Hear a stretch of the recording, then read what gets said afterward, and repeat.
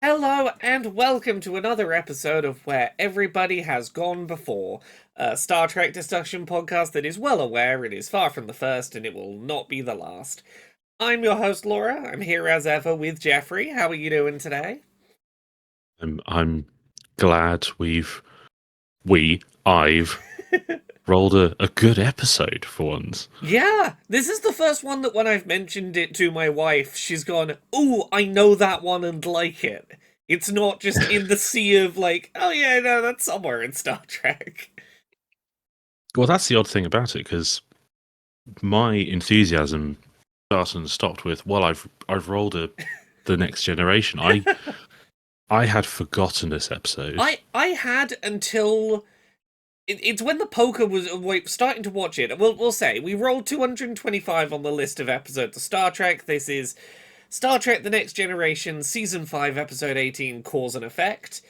Um, did not remember this. I looked at a summary, did not recognize it, and as soon as the episode, like the poker game starts, I'm like, oh, actually, I do know this one. I remember the threes at the poker table. Yeah, no, that was my thing as well. I looked at the summary. It's like, oh, the Enterprise is stuck in a time loop. It's like, well, that could be any number of about 300 episodes of Star Trek. And then I get into it and I'm like, oh no, wait, this is one of my favourite episodes of The Next Yeah, Generation. it's This is the Captain Fraser episode of The Next Generation. And it is. So for anyone who's not seen this episode prior to us talking about it today, this is a self-contained time loop episode that doesn't have any grand revelations to it. It is the most episode of the week that it could be. And it starts in media res with, uh, oh hey, we've hit some kind of anomaly, and there's a ship coming out of it, and we crash into it, and the whole crew explodes. Opening credits. And then we go through four, like, 10-minute little time loops of can we stop this event happening? And I think this episode does a really good job of having a very small, condensed core loop that is just full of enough details to do interesting stuff with, but not so much it gets boring to watch.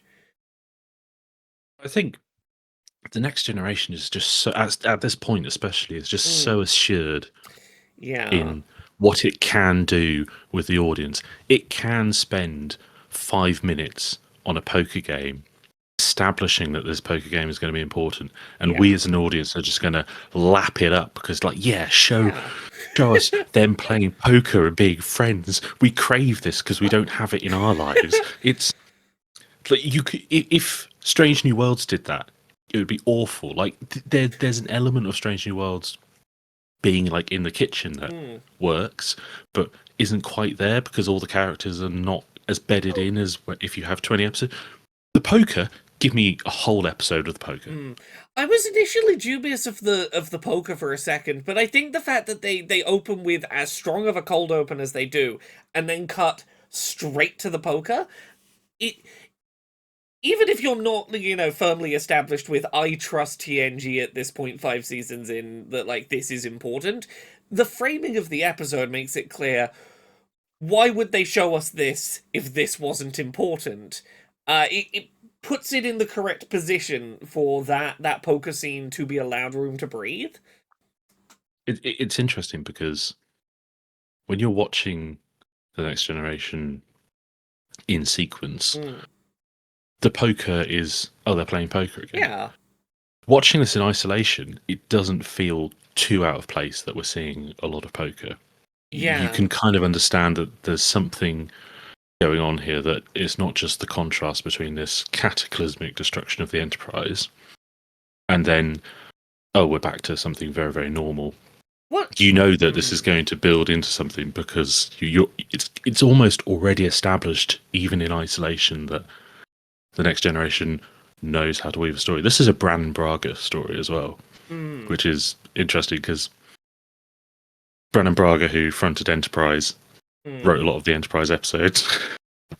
Yes. So the thing I love about that poker game in particular is like even before we get to the future loops where obviously you see the importance of the poker game has really interesting significance in the first loop because like one of the first things we see is Beverly Crusher calls out Riker's bluff in poker. Does not justify it, just had a hunch. Nothing particularly wrong with that. Nothing suspicious about that. But once you get to the next scene and you realize, oh, Beverly's the first person becoming aware that she's having weird deja vu and she's aware of things, it I like this episode's confidence not to point out, oh, we've already had a very subtle example of Beverly's awareness of the time loop that they didn't draw attention to, her willingness to call Riker's bluff. And the fact that like they don't make a big deal of it, but you have that moment somewhere in the episode where you go, oh, that's why she called his bluff. It was already bubbling. Really nice little detail. Yeah, I really like how carefully this episode unfolds its mystery. Like it starts with just had a feeling, just had an idea that this was going to happen. Oh, have you had these symptoms before, Geordie? I could have sworn that I've treated you for this ear infection before. And then it unfolds into, well, actually, a few people are having a little bit of deja vu. And then there's the scientific method. And then there's obviously the unfolding of the sending the message into the future. I guess it is the future, but it's obviously replaying. But I also like that when we get there, they've already been in this loop for 2 weeks. Yes. Right? Because we see 4 days out of 17. Yeah, it's neat that from where we jump in, it seems like they have miraculously fast solved this loop. It's very fast from the point that like enough of it was memorable enough that it started to break through. But yeah, the revelation, there was like over a week of this, like 10 days of this before you even had the deja vu of it. Beautiful. Which doesn't really explain the Bozeman. So what happens for people who haven't seen this is that they encounter is it a distortion in the space-time continuum? Yeah, very localized space-time distortion of some kind. Yeah. By the way, after the episodes we've already had, hearing the words space-time continuum, absolute safety for me. And when they encounter this space-time continuum, everything malfunctions on the ship. They can't move, they can't do anything. And a ship comes through and collides with the Enterprise, despite its best efforts. And the episode revolves around them trying to work out how to avoid this ship, fundamentally. But the ship comes through. It's been there for 100 years, and no one on that ship appears to have any idea that they're in this time loop, which is a little bit of a thing, but it's also completely forgivable. I think that because the other thing I thought about a lot is it's not justified how they were stuck in it, because the reason that the Enterprise is stuck in it is, oh, you exploded while too close to it. But for the first, like, nearly 90 years of this other ship being stuck in there, what was causing them to reset? Okay. So we're getting back into the time travel stuff issues we had with Enterprise, right? Is the reason they're stuck in it is because they're colliding with the Enterprise? I mean, yeah, that's the way you handle it. If that makes sense. But right? It's because that would be my guess. Yeah, and I think the thing is that like I don't care what the answer to that is. I'm willing to have this be an unexplained thing that doesn't really make sense or isn't properly explained, because it's not the important part. The important part is this crew and their 4 loops of trying to break through. I don't really care what the problem was the other side. I just need to know time bullshit happened. How are they going to get out of this one? Well, time bullshit is the exact word for it, because this is the era of Star Trek where they're not afraid to just make up words. Yes. Right. We have to hear the word Dechion so many times, and I am maybe in some far corner of science, Dechion is an actual thing. I'd wager the Star Trek writers here have just made that up. Yeah. And again, absolute safety for me. Give me made up words, Star Trek. I don't need a science advisor on the show. Just give me absolute nonsense like this. It's everything I crave. So one of the things I really liked about this episode, and again, we've talked about this in some of the other Star Treks we've talked about, but I really like a Star Trek crew that is very willing to believe someone who brings something forth that they can't quite explain. And one of the first ones we get in this episode is Beverly.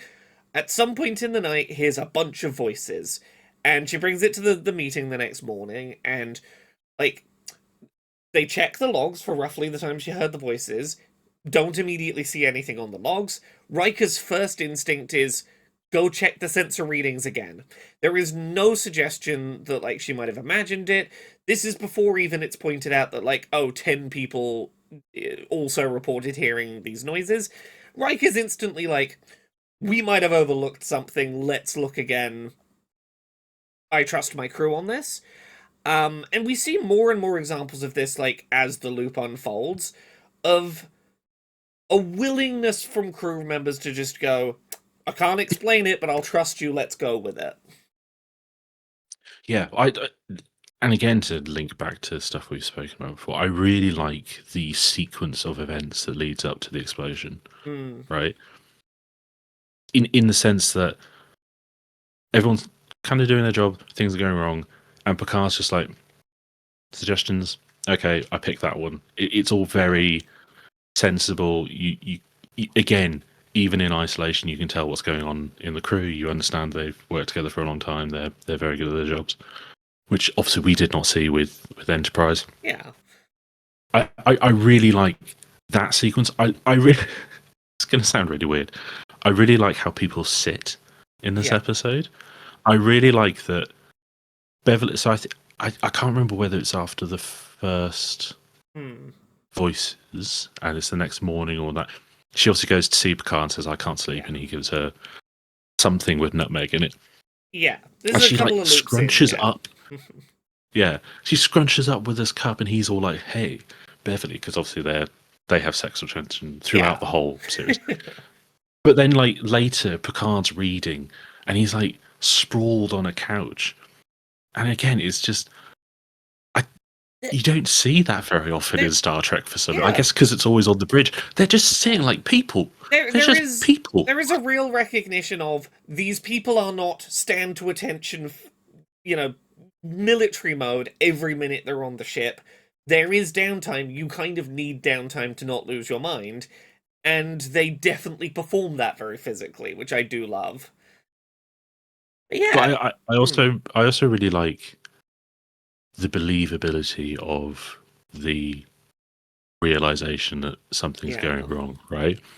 Picard is feeling like he's reading the passage of a book over and over again. They're looking at the situations that absolutely could be repeatable in someone's life, and it's we've. Have I treated you for this before? It feels like I must have done. Let's check the records. Yeah. Oh, well, this poker game. I mean, Riker even says it, right? It's like, oh, yeah, you did this last week. Yeah. I really like that aspect of it. None of the things they're having deja vu for are things that are too out of the ordinary for it to be believable they're having deja vu about. It's not... Right, I feel like I've had this incredibly specific experience before until the final loop. Which is what a lot of other Star Trek does, right? It gives you something really, really out of the ordinary. Yeah. Or one person knows what's going on and they have to convince everyone. And it feels a little less engaging, a little less compelling in those moments. I think Strange New Worlds season 3 did one of those, did it? Where I think Spock and the Irish guy are the only ones who know, and I think that's the Q episode. But like the only one that know, and it's just like it's not really. We don't want to see that. We want to see the crew working together and working through something. Yes. I think that's what makes this one really work, is that the crew slowly come together around this idea and then they work it out, and it works. Yeah, and I really like that, like, because watching the first loop, with, like, half memory of this episode, I was like, oh, is this going to be every loop is Beverly Crusher remembers more and has to convince more people to follow her along? But no, we get to the second loop, and she's not the first one to speak up in the second loop. Riker has the moment of, you're about to call my bluff. Like, you can see from Beverly's actress that she's playing it just a little bit uncomfortable this second time around, but she doesn't have to say it for someone else in the room to get on board with it, which I think really helps. Like, we're not wasting time with, I've got to be the one to drag you all in us solving this together. Also on that note, I was pretty sure this was the case, and I went and double checked. None of the footage is reused across any of the loops. All of the scenes are completely refilmed from scratch, and I really want to commend them for how good of a job that crew did on absolutely perfectly recreating their performances right up until the moment they start tweaking them. Oh, they do good. Yeah, yeah. That's a Jonathan Frakes thing as well. Yes. And I think Jonathan Frakes is a slightly underrated director when it comes to Star Trek. Yeah. Because I know that everyone directs an episode of Star Trek. Like they Yeah. all want to get their producers credits and stuff. I think Jonathan Frakes is pretty good at it. He I really think it earns his really on this adds. one. Oh yeah, I think it really adds credibility to this time loop thing Yeah. that you are always seeing it from slightly different angles, Yeah. from slightly different perspectives. It's And I just think it also yeah. it's also really compelling that you start with Beverly Crusher, Mm. who is going to be someone who's way too science minded to think, oh, something's actually happening here. Yeah. She's going to be a bit more like, oh, am I hearing things? Is that, like, I think it's telling that she only really says anything once she knows that 10 other people have heard the voices. Yes. And then obviously when that evolves into more people, it just it lends a bit of credibility to that Crusher isn't going to just instantly say, oh, something's a bit up. Yeah. She's going to interrogate it, which is going to leave room for other people to come in and have a similar issue. Also, love her self-care routine. Oh gosh, Bit of gardening. Yeah. Bit of late night alcohol. Yeah. It's like, mate, are you hearing voices at night because you just had a massive glass of cherry or whatever? I felt so bad for her in the later loops where she's doing a whole thing if she's like, I don't want to let the muscle memory win. This feels too familiar, so I can't let myself do it. I have to prove I have control still by denying myself a little plant pruning and a bit of wine before bed. But you'd also you'd understand if Yeah. she's looking at getting a bit drunk before bed as, I feel like I've been here before. It's like, mate, you're probably there most nights. You are a doctor. But yeah, that whole deja vu is so well performed. Like, I love how many of those free film scenes are. I'm watching 4 people in this room, and 2 of them are acting it identically to how they did last time, and 2 are just doing micro adjustments. Beautiful. So yeah, we go more through the second loop, and this is where she opens up to Picard much earlier. Like, the very first night, she's like, "Hey, I keep having this weird deja vu. It's really strong." And again, I really appreciate that he's really open to, I had deja vu about my book. I could just write that off as coincidence, but what if it's not? Let's go with it. Like, even if he's not at this point necessarily believing that it's ship-wide catastrophe level, he is open to, maybe the thing that's going to reassure you is if I take what you're experiencing seriously. And again, that just makes for a really healthy crew. It's the kind of thing I like to see in Star Trek. Well, it's also just because, like, Patrick Stewart isn't in this episode a great deal. Yeah. And some of those episodes are among the best, which is not a slight at Patrick Stewart. But I really like the evolution, because when she says the first time, I heard a bunch of voices, he has a look, right? He has one of those looks. And then she says, and then 10 other people said, and he also has another look, which is like, oh shit, I hope no one saw that. But then obviously he just very quickly, when she comes to him with a real concern directly, he's like, no, I'm all for this. And it's not just her going, you up, and him like, oh, hang on a minute, as, oh no, she's got a problem. Shit. Oh, I think there's a real like there's a real kind of sense that, yeah, he might be a bit snarky about something that sounds a bit woo-woo to him, but the moment someone brings him a direct concern, he's all over it. And then obviously, he might be just he might be a tiny bit woo-woo critiquing if it's brought up in a meeting without backup where there's other people watching, but you come to him as an individual at night when, like, you are struggling with something, he will take it seriously. And I really like as well that when I think the big difference when she comes directly to him is that she asks him the question, have you felt any weird deja vu this evening as well? And as soon as he stops and thinks, yeah, I have, I think not only does he take her more seriously, he takes his own experience of that was a bit weird that I had today.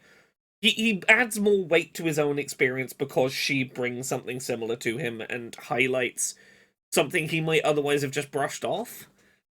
But that happens with the whole crew, right? And that's one of the really interesting dynamics is that everyone's kind of a bit cagey, certainly in that second run and third run, until somebody says, I think this is about to happen. They go, hey, I've had that same sense. And then, LaForge is, it's almost like there's an element of knowing that is traveling through, like, because Crusher suggested that he's had this issue before, the next time around, he thinks he has had the issue before. I find that really interesting, again, because we don't often see that interaction of the crew in newer Star Trek, in more recent Star Trek, whereas this is very much the crew are always feeding off each other. Yeah. Also, I was thinking while watching this, one thing that I think really benefits this episode is the way this is written and structured is built around the old 10-minute TV broadcast of 10 minutes ad break, 10 minutes ad break. They pretty perfectly have it set up to go first loop, couple of minutes break, come back and watch it again. Like that, just a little break, and then you come back and it's slightly different from how it was pre-ad break. A thing that it's nice to appreciate even watching it in one go is that I can clearly see how this was structured for its medium really nicely. Okay, yeah, but makes it so much more baffling that Paramount Plus gives you an advert after the initial credits. So you have the explosion. You skip the credits, and then Paramount Plus puts an advert. I was gonna and say, then you get one of those like fade to black Mm. bits later on, and then you're immediately back into the show as you would be if you were watching without adverts. And then 10 minutes later, there's an advert. Like just structure these shows are built for adverts. Just structure the adverts. If you must have adverts, which I don't agree with, put them in place. Stop, don't make me watch 3 minutes of a show then put an advert in. I didn't know that Paramount Plus did that, but that's definitely because I was watching like a DVD that I have here at home for sure. That's how I dodged that knowledge. Paramount Plus are weird with it. It's odd because I watched 5 episodes of Enterprise before we did the Enterprise episode, and then watched the 2 episodes. No ads. Like, they know nobody is watching Enterprise. The moment you go on to The Next Generation, Deep Space Nine, 4 adverts already queued up. Like, I would be almost forgiving if it was the new shows are going to have adverts because people are going to be watching it. But when you make it so clear that you know that nobody is watching Star Trek Enterprise, that you're not even going to bother putting ads on it, and then you put ads on, impressive. It's interesting, isn't it? But yeah, then we get around to loop number 3, and this is the one where it's like it's clearly we got to move things forward. This is the loop where it's going to be undeniable from scene 1. Beverly just calls out the poker cards in order as they go out. So like everyone in that room is like, okay, yeah, this isn't just deja vu. We've got like an actual problem to solve. She predicts Geordi coming to sick bay. We're getting to the like, I am going to say these things before they happen, rather than go, that was weird. It happened and I felt like it did. It's like, no. I know what's coming. I've been here before for sure. We need to have a Star Trek solve on this one. Well, it's also because that sets up the next loop as well. That's what I really like about these 40-minute Star Treks. They have so little time. Yeah. Well, they have plenty of time, but they know how much time they have, and they know how to use that. They know that we've got to set this idea that we're going to see these cards come up in sequence because that's going to be a big part of our reveal. Which, again, and I don't think this is a critique necessarily of modern Trek. I think older Star Trek would struggle with this if they had the freedom to do this. I think when Star Trek's moving into an hour plus, it doesn't really feel the need to tighten up like that. I just really love how you're seeing her call the cards. Everyone's going like, God, it's going to be 8, it's going to be 10, it's going to be Queen. And then that's going to pay off literally in about 15 minutes. We've got 4 chunks to this episode, and it basically feels like here is the status quo established, and then we have a 3-act structure of how we're going to solve it. We have taking it slightly more seriously. This is the big one where we come up with the plan, and did the plan work? And those are our like final three chunks. I like the fact that by the time we get to the second half of the episode, we are in. We know the problem is happening. We know it's real. We're taking it seriously. Get to the point on it. Yeah, the whole pacing of this just feels superbly well thought through. Yeah, and it's again, it's the sciencey reveal, right? That's what I really like. It's not like there's going to be some floaty alien in the cloud, the time cloud, the cloud of time. It's not going to be there's a crystal somewhere. We've got it literally is. We can puzzle this out. Yeah. We can science this. We are science people. We are scientists. That's the word. Yeah, I was surprised how much of the stuff in this third loop is like, oh, there's tangible science we can do. Like, hey, Geordie is seeing the multiple loops happening in the headset. Like, that's the weird thing that's making him dizzy. I was so surprised, and pleasantly so, by the reveal that the sounds are a physical thing that are happening. You can record them with a tape recorder and have a listen to them. I was so happy that was physical, tangible evidence. I don't question why. you can record that, and then because Data has super hearing, he can hear that 5 people are having sex in those recordings. But like, we don't need the why of how he can listen to 1,000 things at once. That's not important. What's important is we've got one 10-minute loop.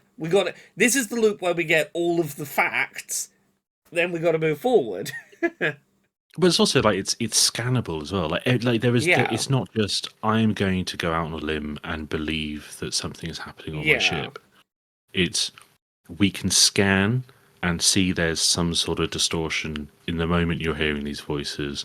We can record these voices, and through recording them, ascertain that these voices are actually our own, played thousands of times over, or 2 weeks worth of recordings, and then we can isolate things that are not going to tell us exactly what's happening, but are going to give us enough of a clue. It's not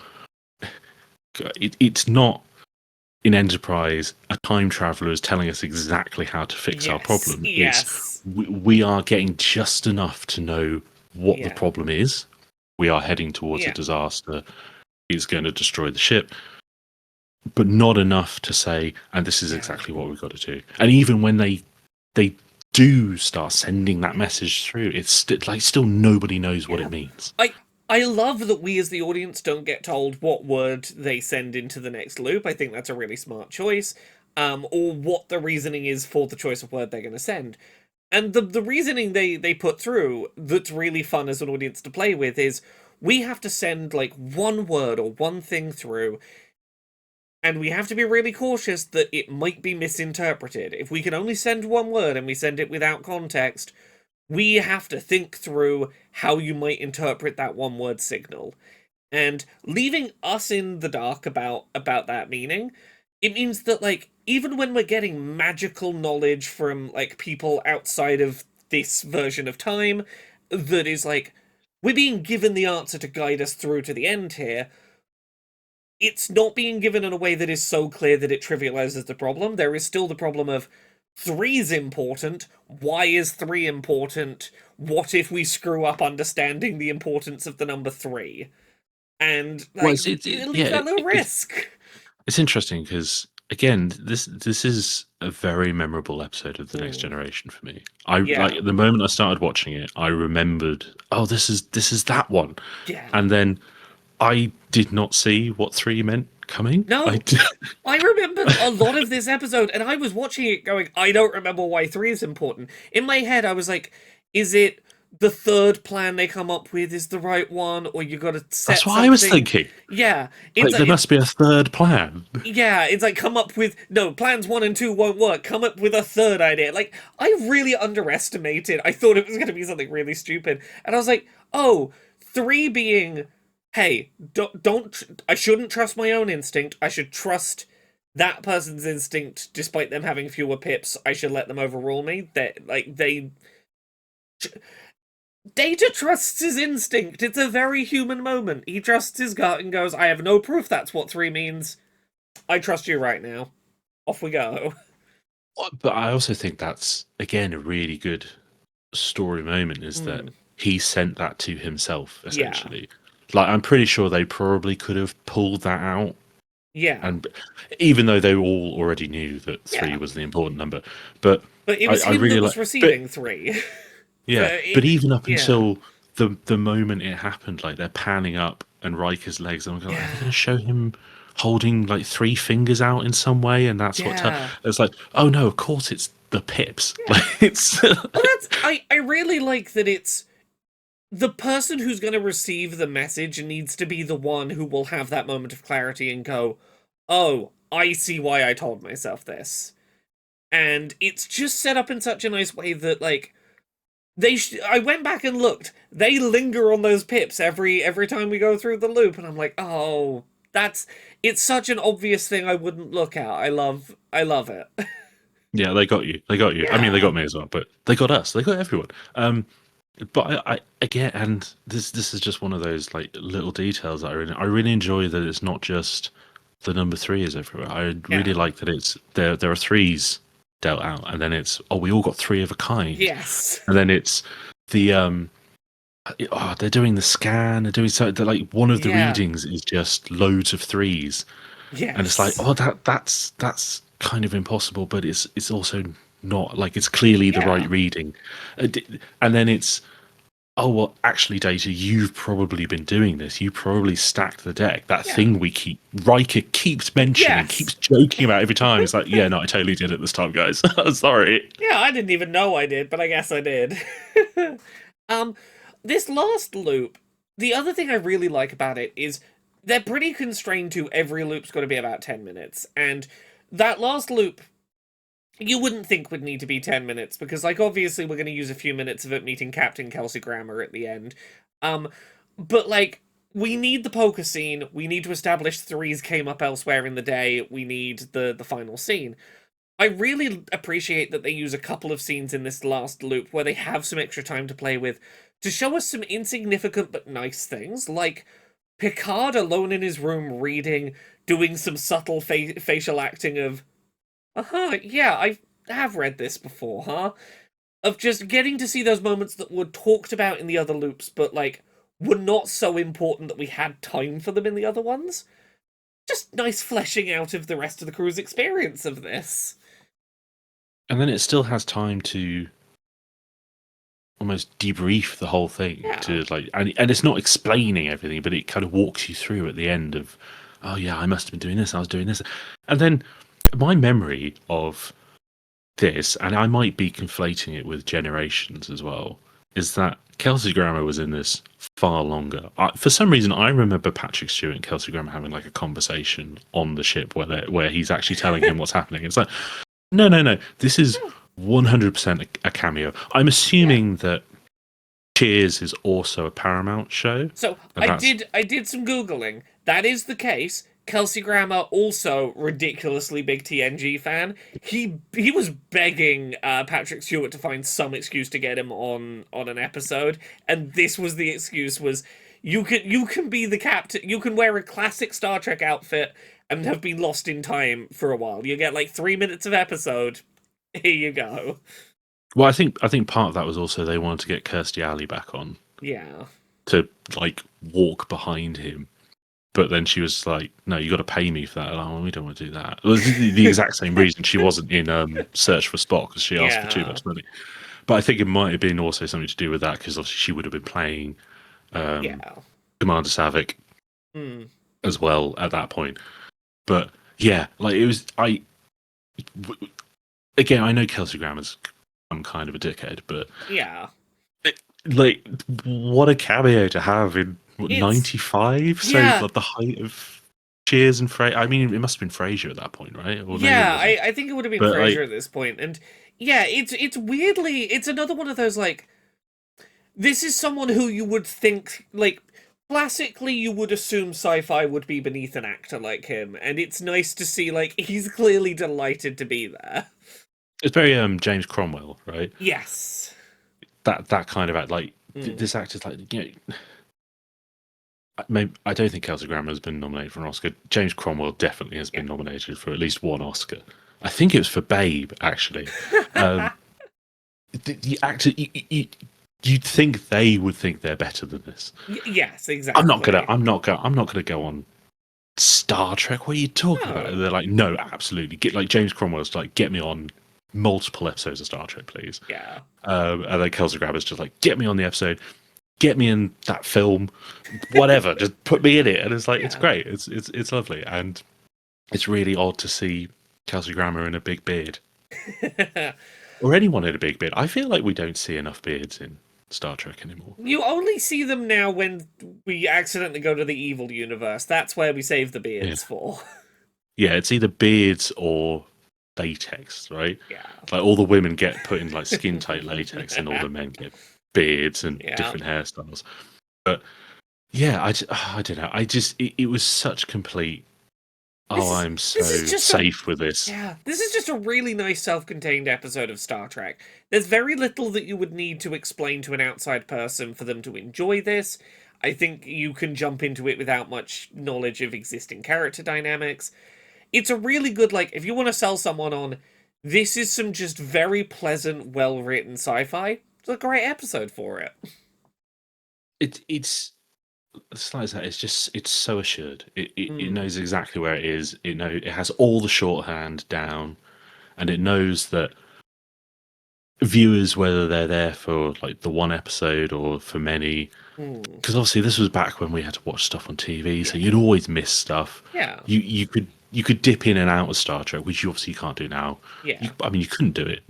Like at that point, I think Deep Space Nine had already started. You couldn't do it with Deep Space Nine. You had to watch every episode. Well, that's the thing. I'm surprised that this was such a standalone episode 5 seasons in. In my memory, we're all serialization by this point. No, I think the Next Generation is like that throughout. It has the. I mean, this is the season. Like I was a little bit. I rolled this and I was like, but this is also the season where the first episode is that one where Tasha Yar comes back and she's a Romulan. Oh, This is the yes. season with unification in it, which is like the really good two-parter with Leonard Nimoy. Yeah. There's a lot of really good episodes in this, and I was a little bit like, I do not remember this one. I was a little bit worried. Didn't need to be. Like, it's a really good episode, and probably out of 24, 26 episodes in this season, which are probably really good. I mean, this is when TNG is right in its stride. This is really reminding me like how much I love late season TNG. Like how absolutely in their element they settled as time went on. Yeah, this is the problem with rewatching things in sequence. Yeah. Because to get here, you have to watch the first season of The Next Generation, which is mostly terrible. You get the encounter at Farpoint, and then it's load of shit for like 10 episodes. Star Trek quality. But if you but if you dip in, like the episodes are so good. Like you understand why everyone loves it. I mean, I love this, but you understand why everyone loves it because the episodes are so good. But you always want to watch them all. But if you watch them all, you're going to get the crap at the beginning. Star Trek quality is so hit and miss all over the place. It's nice to know that occasionally we're just going to stumble into, oh yeah, I didn't remember this was coming. This is delightful. I look forward to the fact that these little positive. We're going to stumble into these little moments of positivity. That's great to look forward to.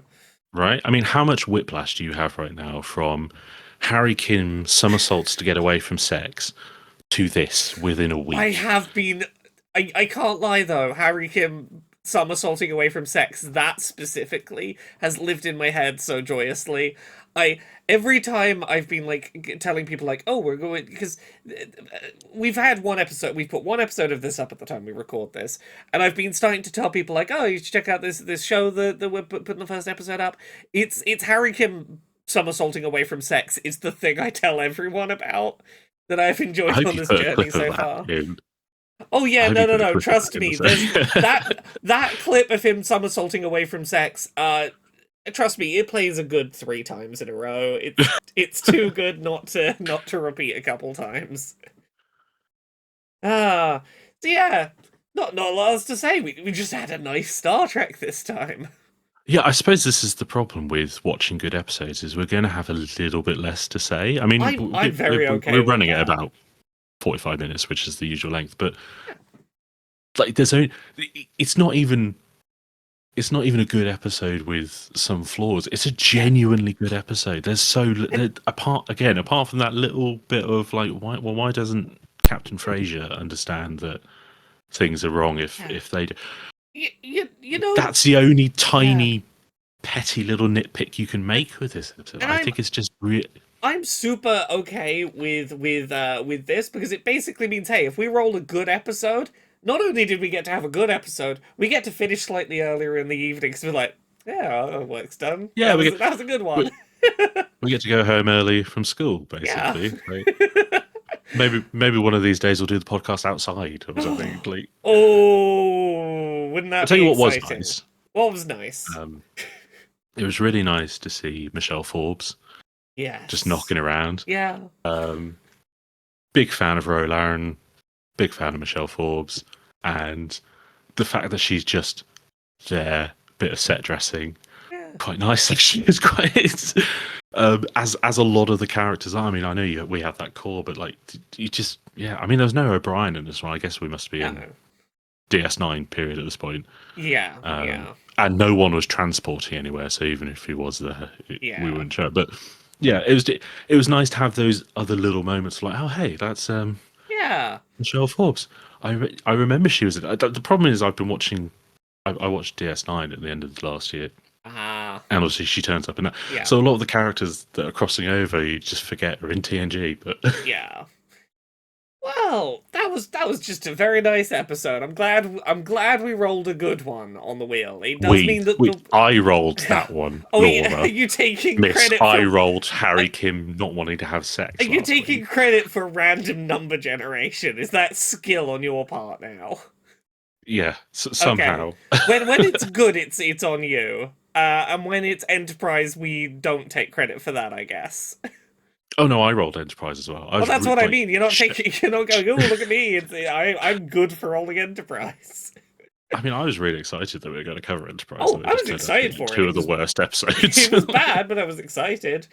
Thank you very much for watching another of these. We'll have another episode for you in 2 weeks. Maybe we'll be rolling the wheel. Maybe by then the finale of Starfleet Academy will be out for us. So maybe we talk about some Starfleet Academy. Maybe. I think that's how time works. We'll work it out. Isn't the finale this week? Isn't this? It might be, yeah. No, wait. Yesterday. I don't know. I've not kept up. Oh yeah, the finale. By the time we record this, the finale might be out for us. So I think we'll probably be recording a video about something. Maybe we do the finale. Maybe we roll a number generator for what episode of Starfleet to talk about. Or is there one you particularly want to talk about from Starfleet so far? Is there an episode that you're itching on? I still have a rant brewing in me about episode 5, the Sam episode. I have a lot of thoughts about that episode. It's one I could certainly get into. Yeah, I also have thoughts. Yeah. Well, we'll foreshadowing. Well, we'll be back in a couple of weeks with an episode talking about something. Geoffrey, where are you at on the internet once again? I remain solely at geoffreybunting.co.uk. Yeah, you do. I'm at Laura K Buzz pretty much everywhere. Thank you everyone for watching. Goodbye. Bye.